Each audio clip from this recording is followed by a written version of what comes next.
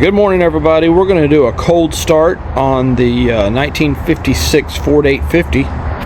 All I've done is hook up the battery cable, make sure the gas is on. It is currently 38 degrees. There's frost on the roof. So turn the key on and hit the button. There you go. Fires right up. It is cold out here this morning, and like I said, all I did was bump it. No choke, no joke. Fired right up. Have a great day, everybody.